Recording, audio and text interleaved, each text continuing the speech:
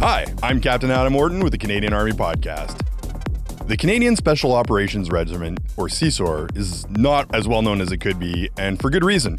Sometimes talking about your special skills means people can prepare for the big surprise. But today, we're getting a peek behind the scenes of secrecy to talk about what CSOR does and what's special about him. Sir, would you like to introduce yourself to our listeners? Yeah, my name is Lieutenant Colonel Declan Ward. I'm the Commanding Officer of the Canadian Special Operations Regiment. Been in the job for about 18 months, and I've been serving in the Special Forces community for the last 15 years. Really excited to have you. Welcome to the podcast. Thanks for having me. It's a pleasure to be here. You know, I think there's like a certain legendary status around SF or SOF or Special Forces. You know, people make movies about them, TV shows. And when people are trying to join the military, you know, they're like, I want to be a part of that. What's the deal with that? I think a lot of it has to do with the term special. So a lot of folks outside the military put a lot of weight on that term. It implies elite status. It implies something of interest because a lot of what we do is secret by necessity. The reality is that we are a part of the military that has a role just like any other part of the military. So we don't view ourselves through the Hollywood lens at all. We actually find it problematic because it confers some things on us that are not conducive to the concept of quiet professionalism, which is something that we value inside the community. But the notion that we're this elite force that operates with a different set of rules and, you know, can kind of throw authorities or guiding principles to the wind is not accurate. What we are is an instrument of the military that operates with a unique role, but under the same confines as everyone else who's a military professional. I guess if you have this John Wickian legendary status, it creates some unrealistic expectations of what's actually happening. It does. And it's one of the reasons I'm here today. We want people to know what they're showing up to. While it's certainly flattering in a lot of instances to see how we're portrayed, certainly by Hollywood, the reality is we have a job to get after. It's important work, but it's not remotely what's reflected in kind of the sensationalized Hollywood image of special forces. So what does CSOR actually do? That's a very broad question. Our role within CanSOFCOM is to be Canada's expert in what we call special warfare. So that is our core mission set. And what is special warfare? What does that mean? So in peacetime engagement, special warfare is all about stabilizing and shoring up partners against asymmetric threats. So that sees small special forces teams going out and providing training assistance, advice, defense diplomacy to partners and allies to help them address challenges associated with whether it's transnational organized crime, whether it's violent extremist organizations, or whether it's malign state actors trying to use indirect warfare approaches against them. Is one end of the spectrum.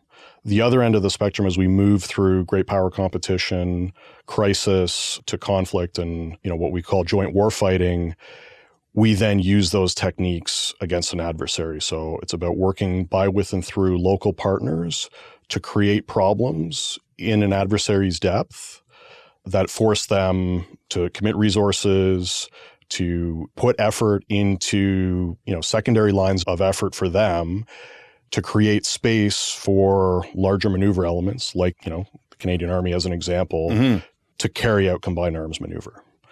So it's a broad spectrum of kind of missions and capabilities. The common thread between them is it's conducted by, with, and through partners, typically partners that are not conventional military forces. So typically through either special operations elements, irregular forces, resistance networks, that type of thing.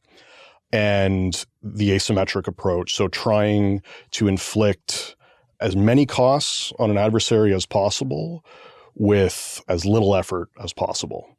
So that maps to a whole bunch of mindsets and capabilities that we have inside the regiment that support that mission set. That's the main effort for CSOR. There is a second aspect to what we do. It is complementary to special warfare, and that is support to joint warfighting. And this may be of actually more interest to your audience. What does that mean?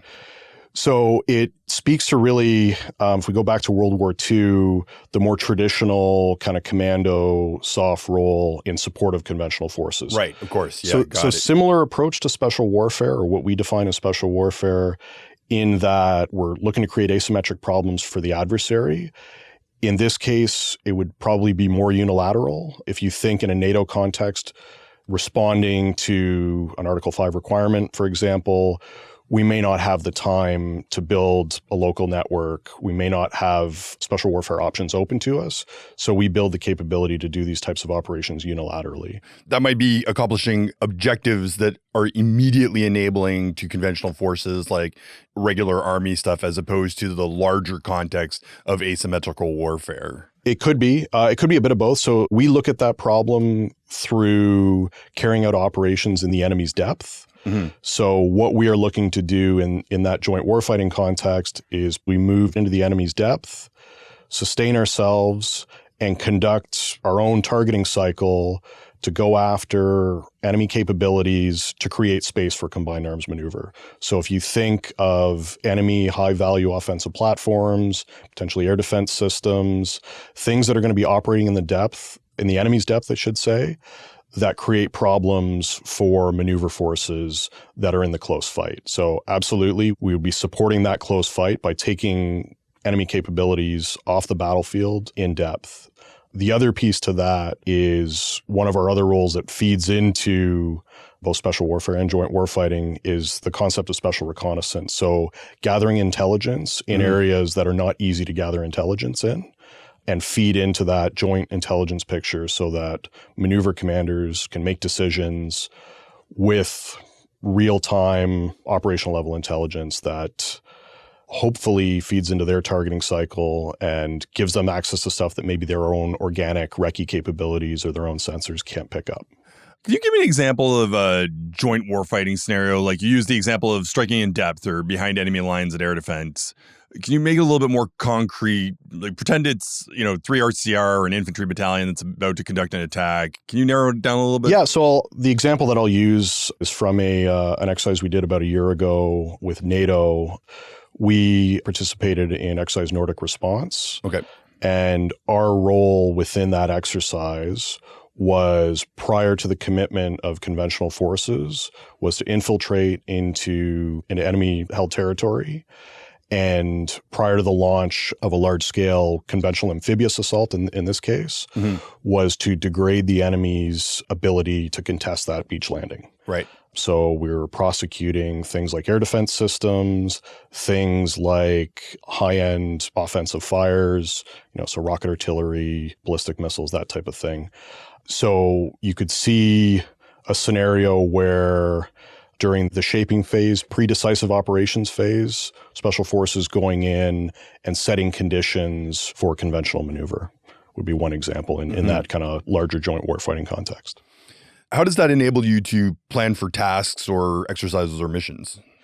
So a lot of our planning process would look very similar to what's taught on AOC, the Army Operations course, that all Army officers would receive prior to promotion to major. The big difference for us is we then have to apply an additional layer of finding the right partners to achieve the right objectives. Right. So there is a time horizon aspect to special warfare planning that I would say is a much longer look and much longer consideration than a normal, 72, 96-hour operational planning cycle, because we're looking at how do we find the right partner, how do we build trust with that partner, build our network with that partner, and then over time enable that partner. So an example that I'll give is our longest enduring operation is a counter-organized crime capacity building operation in the Caribbean Basin. Right. That's been going on for over 15 years now. And it's partnered with Global Affairs Canada, and we have a number of different regional partners that we work with. The planning horizon for that is measured in years, right? Not in days or even months. So there is a bit of a different lens. When we look at some other operations, it's the same thing. Who should we be partnering with so that we can have an enduring effect and pursue our objectives over a long time horizon, years, not months. That's really interesting because I would say, at least from my perception of what I've taken in, like if I think of the Special Forces rehearsal and training process, I've always perceived that as something that's like a lot of meticulous and repetitive planning for like perfect execution. But I guess that plays both ways, and that to have perfect execution, like deep planning is critical as well, I guess. Yeah, and I mean, certainly at the tactical level, we expect that level of planning as much as we can, try and eliminate uncertainty, especially in an asymmetric context where the odds are stacked against us, right? So we mitigate that risk through enabling individuals and small teams as much as we possibly can so that they have all of the capabilities and competencies to operate when, they're facing probably force ratios that are not in their favor. Right. We provide intelligence support. We spend a lot of time in planning down to the lowest level. So we practice what we call bottom-up planning, so that this is where even the most junior member of the team has a pretty significant role in building the tactical plan because they're going to be the ones executing it. Right. So that is certainly an aspect of what we do. I will say, and this is a plug to some of the other units, we are not the only unit in CANSOFCOM. Of course. And when you look at certain other missions, for example, hostage rescue, which is not something that we do in CSOR. Right. That has a different approach and a different mindset. So you would see a lot of emphasis on that type of planning to be able to do those critical tasks. This really solidifies in my mind the concept of like conventional forces as a bit of a blunt instrument or a hammer, in the sense that, if you're doing offensive operations, you just want a good 3-to-1 or 5-to-1 ratio, overwhelm the enemy, make sure you have a good logistics network to feed your troops to make it all happen, probably going to succeed, aces. And what you're describing is the idea that you have all of that stacked against you. And so a lot of focus is on how to make sure that that works out okay without that massive equipment and bodies behind you to make it all happen. Yeah, and I think something that also needs to be acknowledged with that in mind is special forces are not appropriate for every mission set, right? There are things that we can't do, and I think you just described that. We cannot do combined arms maneuver, as an example. So the principles that we operate under are we can hit small things very precisely. In CSOR, we focus on doing that through local networks with, I'll use the term unconventional techniques to buy down the risk for us and maximize the damage that we can do to the adversary. What we can't do is we cannot, for any significant period of time, impose our will on a larger military force, right? We can cause a lot of problems for them. We can do a lot of damage, but ultimately things like holding ground, things like maneuvering are not really things that we look at from a special forces perspective. Based on your description at this point, I would say the way you do impose that will on a prolonged period is through degradation, not through overwhelming action. Exactly, right? So what we are looking for are critical vulnerabilities within the adversary's system, and how do we precisely target those vulnerabilities and do the most damage with essentially an economy of force effort. I've been thinking about this again, like approaching it from a regular Army perspective. And it's like, I'm thinking of mission action verbs and things like the type of actual tasks in terms of how things are written on paper. Again, if I think of it as the hammer approach is like destroy or defend, does CSOR have like a different approach to mission sets, or is it pretty much the same thing? No, I mean, in terms of mission task verbs, we would use kind of the standard doctrine task verbs. What is different is the approach, right, and the environment that we're applying those in. So the example that you used of a destroy task, that destroy task for a special forces mission may look like a sniper operating behind enemy lines, shooting out the gas tank on a generator that causes a cascading effect that shuts down an enemy air defense system, as an example. That may look like us moving out with a partner force and conducting a sabotage operation. It may not look like the large scale, tons of fires, assault on the objective. It may look like that at a very small scale. That is a competency that we train for, but we try and look at how can we affect the target set with minimal risk to our own force and cause prolonged problems for the enemy. So how do we deny them resources? How do we shut down very low density critical combat systems, as opposed to, looking for a highly defended main defensive area or strong point and striking that? It's something we could do. I would argue it's probably not the best use of That's right. of SF. Yeah. And frankly, nothing can put more combat power onto an objective than, an Army combined arms team. We've touched on this a lot, but capabilities, like what would you say at the end of the day is that list of capabilities if you had one?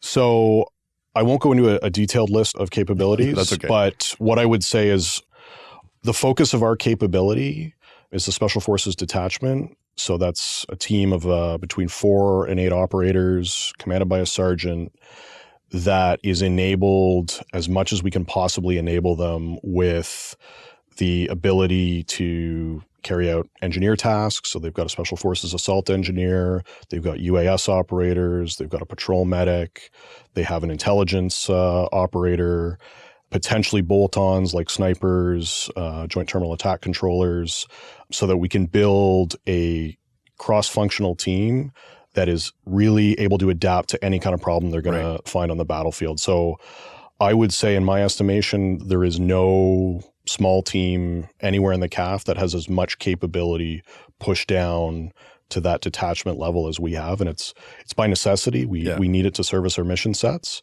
So that is the focus of our capability. There are some other niche capabilities that we have inside the regiment that support not just what we do, but all of CANSOFCOM, mostly in the special air warfare domain. So enabling joint fires from whether it's strategic air platforms or close air support. And there are some others that it's probably not appropriate to get into here. Yeah, fair enough. Can't reveal all the secrets. Yeah. How does that translate to in terms of deployments and tasks? Like, what does that actually look like in terms of, schedule?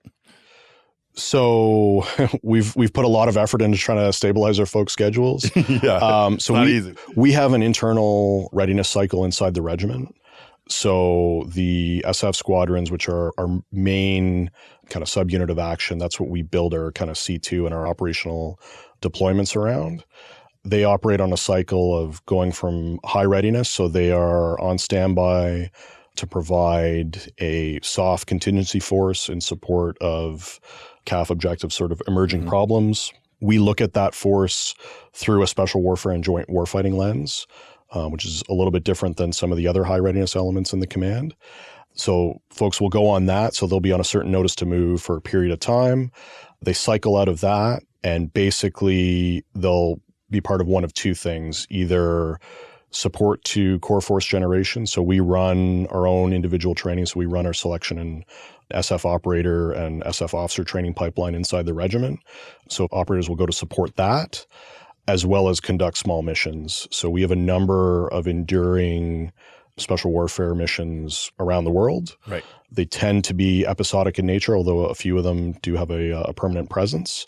And so folks will go out and do those operations. So depending on, timeline, what position they're in, that could mean you going out with your detachment and working with a partner force to build their capability to address a violent extremist organization threat in their country, a transnational organized crime threat, or potentially you could go out as a lone individual into a country to represent regimental or CANSOFCOM or even CAF equities to that country.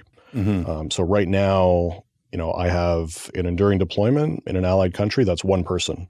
It's one operator NCO, and they are there on behalf of the commander of CANSOFCOM, managing all of the different inflow and outflow of different CANSOFCOM elements into that theater, as an example. How would CSOR or CANSOF, as a larger picture, link into regular Army tasks? The reason why I asked that is I was putting that in context of my experience in Afghanistan. Granted, I was a private back then, but still got to sit in on things like battle group level orders, which is hundreds, if not thousands of people that are getting tasked with things for like a long operation. And I was just thinking of the context of that 4-day operation. And it's like, okay, well, now that I know what Special Forces does, how would I use that, or how could I use that to degrade perhaps enemy capabilities as I'm going in to accomplish a specific objective or something like that. Because if you knew that existed and you wanted to use it and it's there to be used, you probably should. Yeah. And I mean, I would say, like, if we think about joint warfighting as an example, Yeah, SOF will be doing those things. that's right. Right. But that's going to be part of a larger campaign plan. Right. Yeah, of course. And, it may not be visible to everybody, especially in the close fight. Right. That's right. So if you think of the security requirements and force protection requirements to be able to operate kind of at reach in the enemy's depth, where, there's no QRF coming for you, you've got all of the enemy systems that are trying to find you, we're not going to be super open about what we're getting up to or where we are, right? So it may not actually be visible to many folks within the combined arms space in that close fight. But at the operational level, I can assure you, and I've been involved in multiple different campaigns, SOF is fully integrated, and we are supporting the same objectives as the conventional forces. I was a task force commander working under the CJTF on Op Impact. CJTF was a conventional U.S. Corps headquarters that ultimately was where my chain of command reported to. Right. And we did a lot of local deconfliction. We lived with conventional forces. We ensured that we were complementing one another when we were doing operations. It was all done in pursuit of the same objectives, but it may not have looked like, okay, you're getting an attachment of, SOF to assist you with this task. It may look like that. In general, we're focused on things a little bit farther out. Right. Than, say, in a Canadian context, a brigade kind of area of operations. We'd be operating beyond that, kind of in the core depth. But that's not to say that you're never going to see SOF. Right. Yeah, of course. There are, and I won't get into all of them because some of them are quite sensitive, but there are a number of scenarios where SOF will be working with conventional forces. Yeah, and also I think discretion is a certain, like, by default state is if you're conducting degradation operations in the background, you don't want it to be too obvious because then otherwise you now have to deal with that problem anyway. So it's you create a targeting vector into yourself if too many people know about it. So that's right. All right. Well, shifting gears outside of the kind of structural stuff, another thing that I've kind of witnessed or experienced throughout my career is tactics or even like drills and stuff like that changing at the unit level in terms of, let's say, weapons handling or small unit tactics and stuff like that is filtered down as a result of things that have been learned from either CSOR or SOF in general. How does the training that is done under Special Forces get filtered down into the Army and applied as, like, let's call it doctrine? So there are a number of ways that we do that. Most of it is done through relationships unit to unit. So I will often get asked, and especially in 2 Brigade, just because of proximity. That's right. Hey, we know you guys have exposure to a specific TTP or a specific system. And I'll use a really recent example. There is a anti-tank guided missile system that we've been using for a number of years. We've had some good success with it on operations, and the Army recently acquired that. Right. So we were able to share a number of lessons as we developed that capability. And I was actually able to send trainers to do basically some instructor cadre buildup, pass on TTPs for employment of this system with folks getting ready to go with the EFP brigade in Latvia, as an example. That's the most readily apparent example. Mm-hmm. There are a number of other areas, maybe not so much in the passing on individual drills space, but we've hosted some senior Army leadership several times at the regiment to showcase capability development. So one of the unique things about CSOR and all of the units in CANSOFCOM is we house our own force development and force generation inside the unit. So if you think of some of these larger enterprise activities in the other services, we do that at the unit level because our roles within the command are so specific.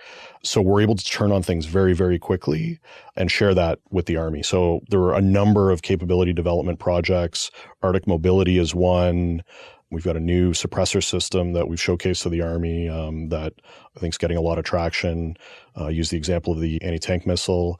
UAS is another area. Drones. Everybody loves those. Yeah, so we've kept pace with global developments in the use of drones. I have a UAS cell within the regiment that is responsible for looking at, okay, what are emerging trends in the employment of UAS, and how do we build that capability at a small level? So right now, if you were to walk into one of my squadron lines, like you might take an FPV drone to the face because guys are flying them around inside everywhere.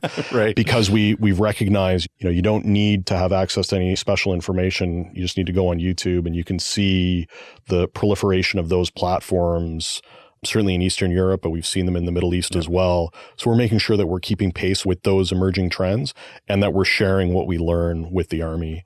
So I've had a number of task force commanders from the Army come through the regiment, showcase, hey, this is what we're looking at from a capability development perspective. We've shared lessons learned, particularly in the UAS space. So there's a lot of collaboration happening at different levels. I'm gonna talk about equipment for a second. I saw you walk in with a really cool backpack. I was like a little bit jealous. For sure, the Special Forces have a reputation, whether true or not, of getting some pretty cool gear. You also referenced the rocket launcher that the Army has just got. How are you equipped? So, right, and I've heard the same things. I came from the Army. I have lots of friends. I've gotten the comments. The reality is that we equip ourselves for the mission that we have. That mission is predicated on enabling individual operators, individual soft professionals, and small teams. Mm-hmm. It's about equipping people. I realize to an outside perspective, it may look like, we're getting extravagant kit because we put a lot of effort into soldier systems. What I would offer is two things. Number one, we are very small. So we do not have to wrestle with some of the scale issues that the other services in the CAF have to wrestle with, of course, in terms of equipping. So we can turn on things very quickly.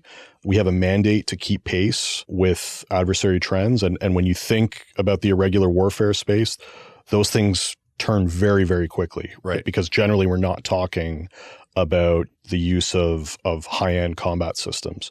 So if you compare that scale piece to the other services, we're not really purchasing, armored fighting vehicles, ships, complex aircraft. So that's one aspect of it. Mm-hmm. The other is the way that we manage risk on operations is through ensuring that our people have the best training possible to operate in those small teams, and they are equipped as best as possible to operate in that environment. Right. We don't have the ability to call on things like massed fires, like, in some circumstances, a quick reaction force, all of those major end combat systems, tanks, armored vehicles. We generally don't have access to those platforms. So the way that we manage the risk associated with that is we ensure that our individuals are very well equipped. So it's a bit of a different mindset. And I realize that if you look at it saying, okay, it looks like they've got newer equipment or better equipment, I would offer that if you step back and say, okay, well, that's all they have. That's right. Right? Versus like when I was a platoon commander, I had 4 LAV-3s that could lay down more firepower than probably I can as a commander of a regiment now. Yeah, that's right. You're comparing apples and oranges, frankly. I realize it is something that comes up a lot. It's not a question of us getting treated differently than the other elements of the CAF. It's a question of we're small. We need to have very specific things. So we invest in those things. They are as important as the investments that the CAF is making elsewhere in terms of capability. They're just happening at a much smaller scale, and it looks different at the individual level, but we're not getting special treatment. We don't have a different set of rules for procurement. We operate in the same structure as the rest of the CAF. All right. So I think we covered it, but I feel like I just want to check in with this anyways so why is the Special Forces space and CSOR in particular, like, why is it so secretive? Like, what's with the secrecy behind it all? A lot of what we do in the regiment is secret, and it has to be because of partner force sensitivities. So we operate a lot in politically sensitive and discrete space based on whether it's host nation requirements or adversary interest, right? There are things that we do not want to reveal to potential adversaries. So there's a balancing act between what we can reveal and what we must conceal. Mm-hmm. There's also a deterrence aspect to it, right? And again, this is one of the reasons why I'm here today is you can't effectively deter if you cannot demonstrate credible capability to potential adversaries. 100%. So we manage that line very, very carefully of what we publicly disclose. I will tell you, we've got a world-class capability within the regiment. We can certainly impose a lot of costs on any potential adversaries. Exactly what that would look like on the day of execution needs to be kept secret to a certain degree. So there are capabilities that we will only train with in a very secure setting. And there are other capabilities that we will not train with that are essentially sitting on the shelf in case we need to pull them off. So it's really about balancing transparency with also creating ambiguity so that that we're not disclosing capabilities that then become vulnerable should we need to use them in conflict. And then that obviously translates to some of the challenges we're talking about today, which is, there's a lot of myths that surround things like CSOR gets the best kit or operational capabilities. And then I would guess that probably also translates to recruitment challenges because people don't actually know what it's about. Yeah, there are a lot of myths around recruiting. One of the biggest ones is that if you want to come do selection, you need to be a highly skilled soldier. You've got to have a background in the infantry, recce, sniper, all this stuff that couldn't be further from the truth. We'd love to get people from those communities, but the reality is that our selection pipeline is based on assessing people's attributes. It's not based on assessing skills. So when we look at someone, we don't care what their soldier skills are. We've got a list of 19 attributes that we look at that map to being a successful Special Forces operator and being successful in our training pipeline. I will say our recruiting pool is predominantly from the Army, both for operators and for soft professionals, but it's not exclusive, and it's not exclusive to the combat arms. So we do get a lot of combat arms folks, but we've also had vehicle techs, we've had clerks, we've had cooks, we've had all kinds of folks from different backgrounds and not just from the Army be successful in our pipeline. So there is a bit of a myth of what people need to do before they come here. Our training is predicated on someone coming in with no skills. So we build people from the ground up over, the 11-month plus Special Forces course that gives them all of the competencies that they need to be a successful operator. They don't need to come in with any specific skills. What are the attributes, or is that? So we do keep that pretty close hold. Even inside the regiment, the number of people that know how we assess and exactly what we're assessing is very small to protect the integrity of the process. The directing staff that run selection don't know them. We manage a very closely held system. It's quite rigorous. It was put together by a whole bunch of very smart scientists in how we can collect this data without introducing bias from the directing staff. So basically, folks, come onto assessment phase. They're going to go through a bunch of different events. They may, in their own mind, think they're getting assessed on one thing, and they could be getting assessed on something completely different. And even the instructor assessing them may not know how we pull that data out. It's pretty critical to maintaining the integrity of our process to ensure that we're getting the right people. Why don't you recruit straight off the street then? So we looked at that pretty closely as a command, not just CSOR, a few years ago. There's a couple of reasons, and I wouldn't rule it out if, let's say, there was a requirement for mobilization or something like that. But there are a couple of aspects to it. The most important is culture. We want people that have been indoctrinated into CAF culture. Right. That's kind of the main reason behind the decision to not go with an off-the-street recruiting model. The other piece is the business case is challenging. The soft selection pipeline, it's really hard. People need to be adequately prepared for it. And it's really hard to do that when folks are jumping from intake into the CAF through all of their BMQ and DP1 training to then basically pause and say, okay, you need to now redirect and get ready for selection. That's a tall order. And right now we're meeting our numbers being able to recruit from the CAF. And we see a lot of value in getting experienced CAF members into the regiment as operators. I know it's kind of a sensitive thing to talk about size, and we won't dig into it too deeply, but I was curious, CSOR particularly is relatively small. Why not bigger? The reality is we get our value from being so small. if we get too big, we lose something, right? We lose that agility, we lose that flexibility, and that's really our value proposition to the CAF, right? So we're pretty ruthless about, okay, what does our size need to be? What is the optimal size for CSOR, FORCAN, SOFCOM? And be really disciplined about not going over that. An example of that is I am the authority, along with the commandant of our training center, to approve changes to our core force generation pipeline, essentially our developmental period 1 program for operators. I'm also the task force commander for a number of our different operations. So the gap between what we're learning on operations getting translated into courseware in training our operators or squadron level training is super, super tight. So we can turn on emerging TTPs very quickly. We can acquire new capabilities very quickly. The bigger we get, the more layers that you have to be able to manage an organization of that size. There's now more people making decisions. It takes longer, and we would not be able to turn on things as quickly.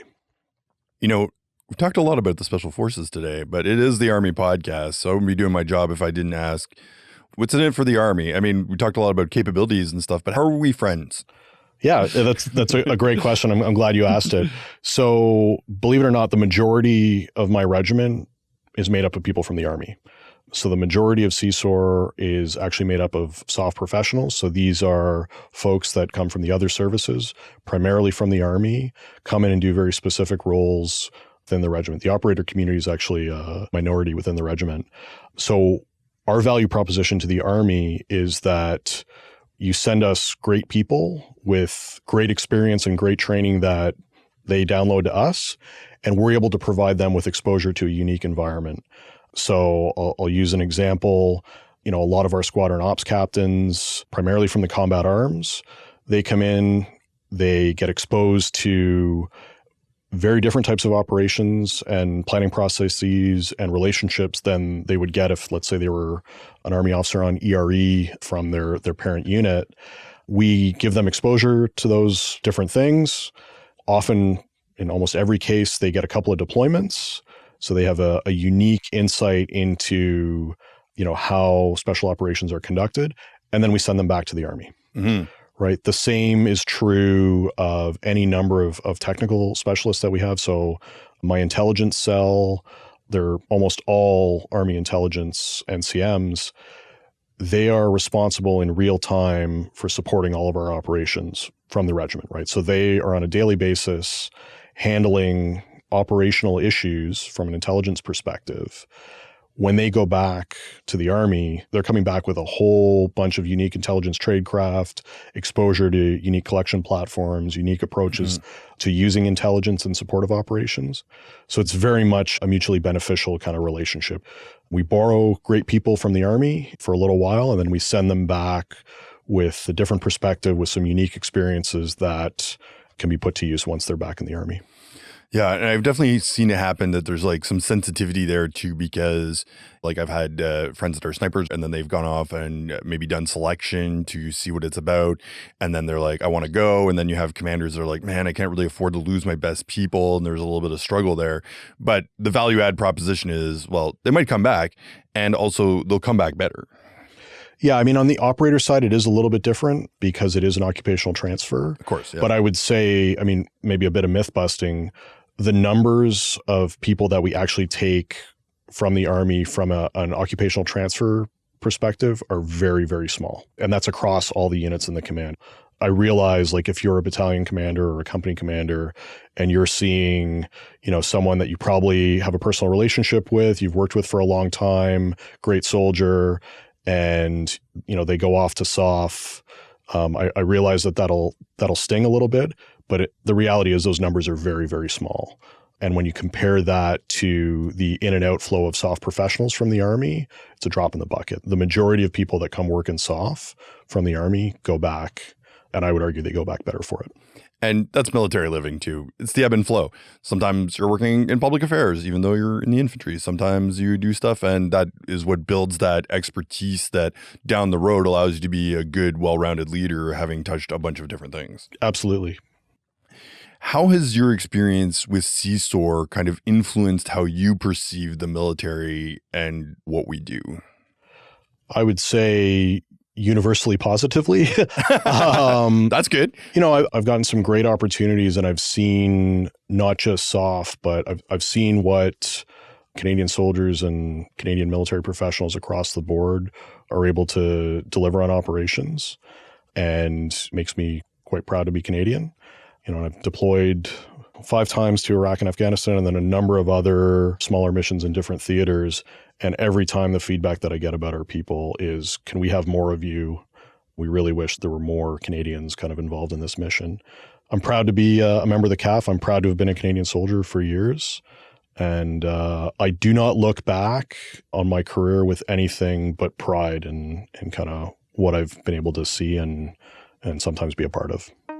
Well, I really appreciate you taking the time to tell us, everything that I never even knew about CSOR and telling us your story. It's a really good one. Oh, thanks for having me. I really appreciate it. Well, that was Lieutenant Colonel Declan Ward, the Commanding Officer of the Canadian Special Operations Regiment. I'm Captain Adam Orton for the Canadian Army Podcast. Orton out.